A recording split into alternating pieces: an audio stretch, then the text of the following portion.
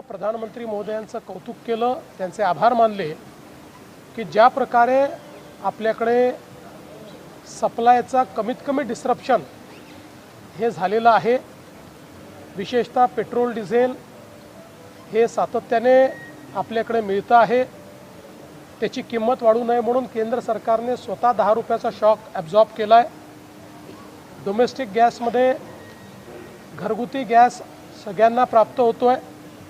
कालपासनं commercial गॅसही 70% पर्यंत आता त्याची कॅपॅसिटी वाढवलेली आहे। त्यामुळे आपल्या आजूबाजूच्या देशांचा विचार करता सगळ्या देशांमध्ये काही ना काही त्या ठिकाणी मोठं डिस्रप्शन झालं आहे, बऱ्याच गोष्टी बंद झाल्या आहेत, त्या भारतामध्ये झाल्या नाहीत।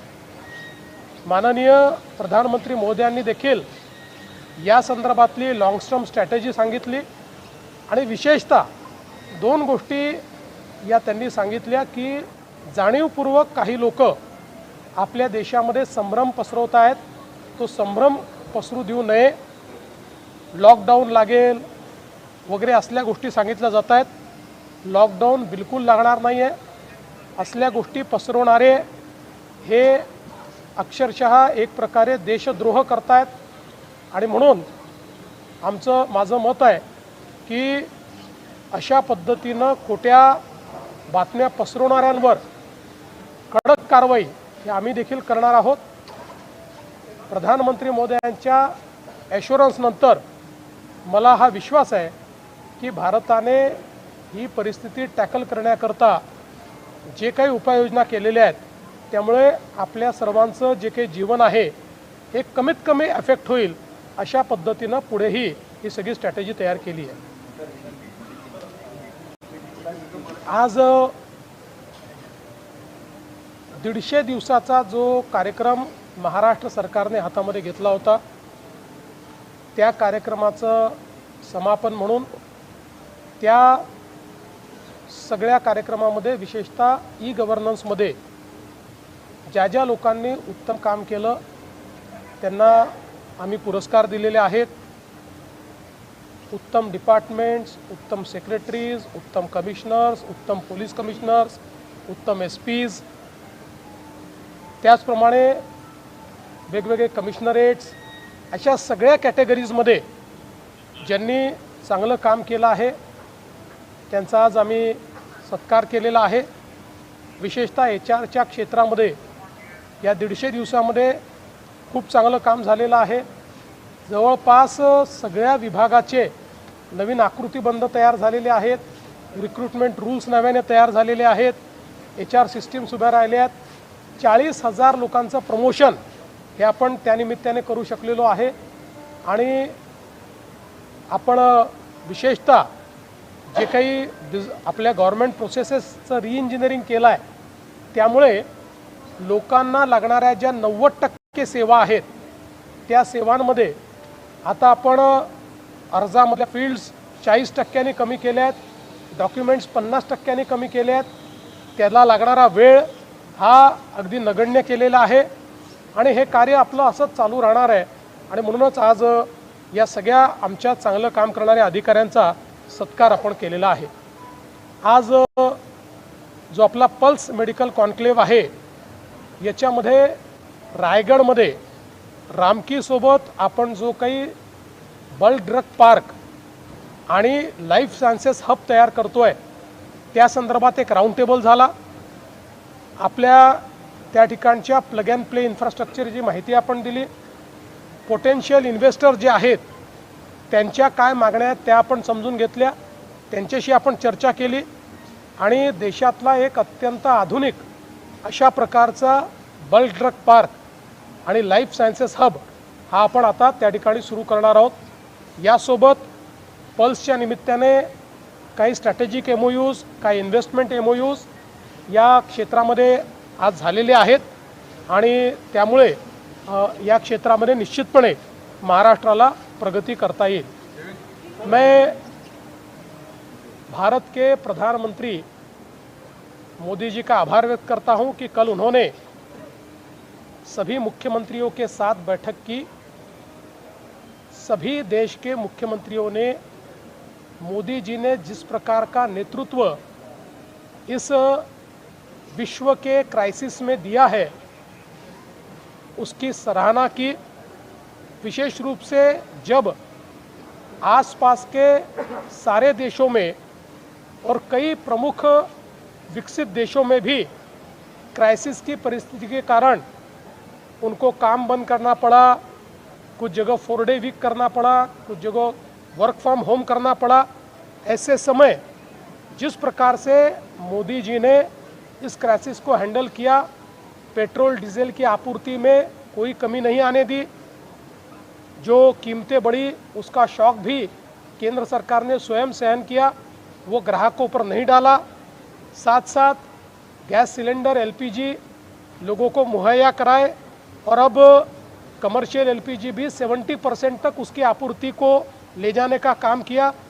तो इस क्राइसिस में इस कार्य के लिए सबने उनकी सराहना भी की और विशेष रूप से इसमें प्रधानमंत्री जी ने एक बात पर बल दिया कि जिस प्रकार से देश में अफवाहें फैलाकर पैनिक की स्थिति तैयार की जा रही है, राज्यों ने उस पर कड़ाई से कार्रवाई करनी चाहिए, ये बात उन्होंने कही।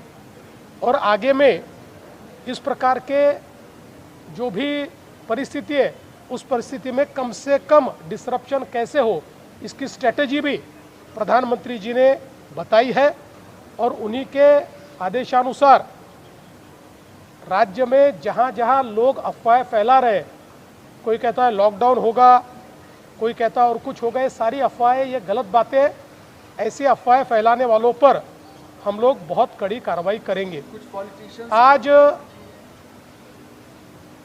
महाराष्ट्र सरकार ने 150 दिनों का अपना जो कार्यक्रम है उसके अंदर सेवा कर्मी पुरस्कार दिए। ई गवर्नेंस में विशेष रूप से जिन्होंने बहुत अच्छा कार्य किया, ऐसे सारे डिपार्टमेंट्स, कमिश्नरेट, फील्ड ऑफिसर्स, मंत्रालय, सभी को अवार्ड दिया गया। बहुत बड़े पैमाने पर ई गवर्नेंस, एआई, ब्लॉकचेन में महाराष्ट्र धीरे धीरे लीडर बन रहा है और विशेष रूप से लोगों को सेवाएं देने के लिए सुगमता लाने का काम और किसी को भी ऑफिस में न जाना पड़े, इस प्रकार के गवर्नमेंट प्रोसेस की री इंजीनियरिंग ये महाराष्ट्र ने की है। इसके लिए आज इन सभी अफसरों को हमने एक प्रकार से उनका सम्मान किया है। पल्स ये जो मेडिकल कॉन्क्लेव 2 दिन से मुंबई में आयोजित की गई है, इसको बहुत अच्छा रिस्पांस मिला है। आज इसमें बल्क ड्रग पार्क और लाइफ साइंसेस हब जो महाराष्ट्र सरकार रामकी के साथ रायगढ़ डिस्ट्रिक्ट में प्लग एंड प्ले इकोसिस्टम के तहत खड़ा कर रहा है, उसका एक राउंड टेबल हुआ। इस राउंड टेबल में हमारी कैपेबिलिटीज़ के बारे में, हमारे प्लान्स के बारे में हमने इस क्षेत्र के इन्वेस्टर्स को बताया। इस क्षेत्र के इन्वेस्टर्स ने उनकी क्या चाह है वो भी हमारे सामने रखी।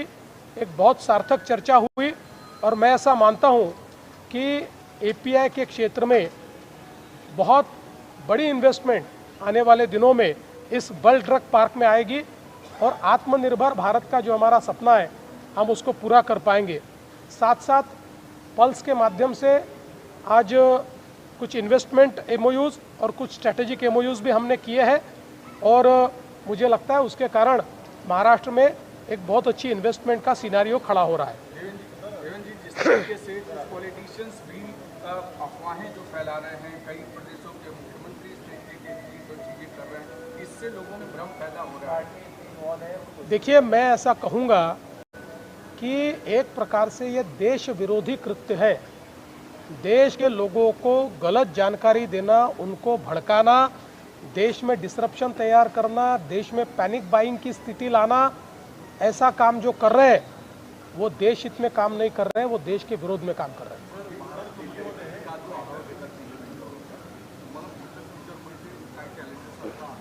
मला असं वाटतं की आत्ता तरी भारताच्या डिप्लोमसीमुळे आणि प्रधानमंत्री मोदयांच्या डिप्लोमसीमुळे आपल्याला जी काही आपूर्ती आहे, विशेषतः पेट्रोल आणि डिझेलची, त्याच्यामध्ये खूप जास्त डिसरप्शन येतील असं मला वाटत नाही। कारण त्याचे वेगवेगळे रूट्स आणि त्याचे जवळपास 41 देशातनं इम्पोर्ट्स असं एक डायव्हर्सिफाईड पोर्टफोलिओ गेल्या 10 वर्षात उभा राहिला आहे। LPGच्या संदर्भात स्ट्रेट ऑफ हॉर्मुझमधनं मोठ्या प्रमाणात आपला LPG येतो, पण त्यालाही काही कंडिशन्ससहित परमिशन मिळते आहे। त्यामुळे जरी सप्लाय थोडा स्लो होत असला तरी देखील सप्लाय येतो आहे। मला असं वाटतं की एक प्रकारे माननीय प्रधानमंत्री महोदयांच्या डिप्लोमसीमुळे खूप मोठे चॅलेंजेस नाही आहेत, तथापि छोटे चॅलेंजेस येतील, सप्लायचे चॅलेंजेस येतील, ते आपण त्या ठिकाणी आपल्या स्ट्रॅटेजीच्या माध्यमातून ओव्हरकम करण्याचा प्रयत्न करतो आहे।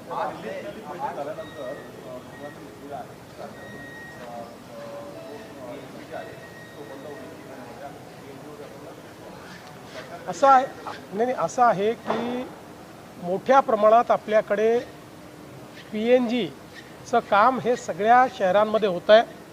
महानगर गॅस निगम लिमिटेड हे पाईपलाईन टाकण्याचं काम करतायत आणि पाईप गॅस हा लोकांपर्यंत पोहोचवण्याचा आपला प्रयत्न आहे।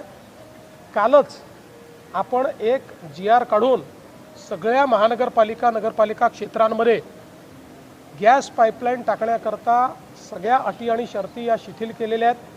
राईट ऑफ वेज त्यांना देण्याचा प्रयत्न आपण करतो आहोत आणि या गॅस पाईपलाईन आपण जर टाकल्या तर आपल्याकडे PNG उपलब्ध आहे, त्यामुळे LPGची आवश्यकता पडणार नाही।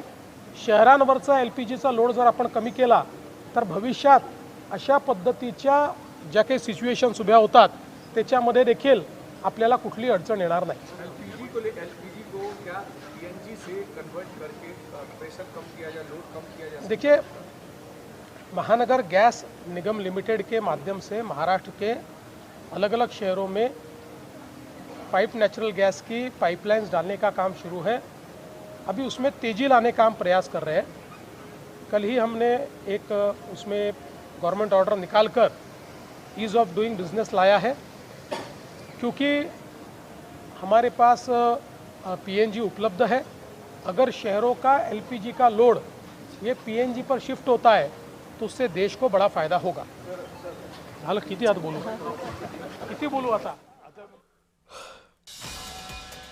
राज्यामध्ये पुरेसा इंधन साठा शिल्लक आहे असं मुख्यमंत्र्यांनी सांगितलं। देशामध्ये इंधनाचा तुटवडा नाहीये असंही मुख्यमंत्र्यांनी क्लिअर केलेलं आहे।